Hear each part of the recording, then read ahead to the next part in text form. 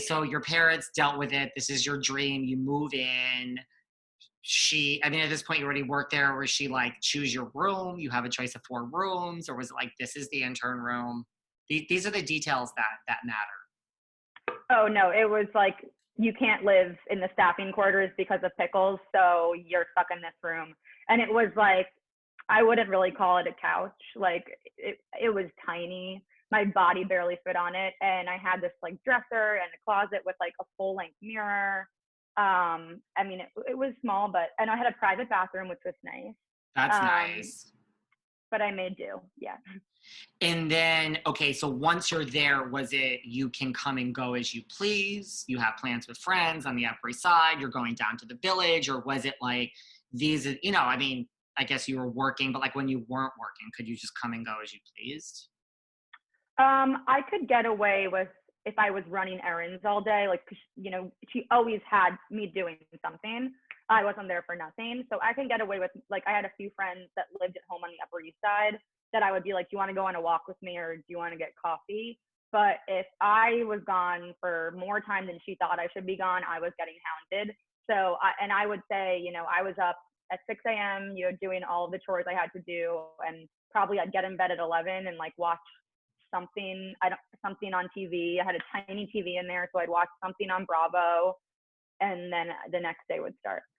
So it was like late nights and early mornings. Yeah.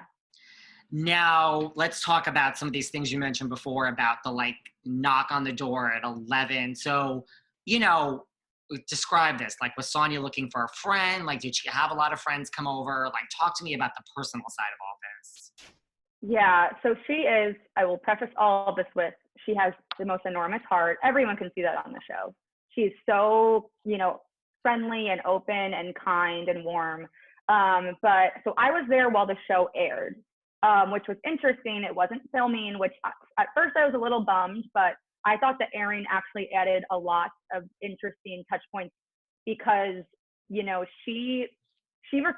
she's a little, outside of the realm of reality, to put it nicely.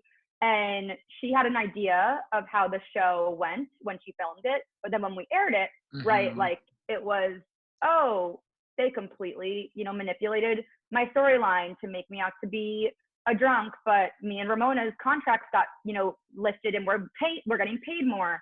So that's what happened. And she was aware of that. That's a side note. But I was expecting her to be in constant communication with the housewives, hanging out with them, because they all seem to be relatively close.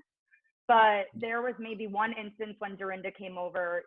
We would text Ramona sometimes, but she really, her team, the people that cater to her facialists, right? Like her doctors, her interns, all of her, gay community that she loves.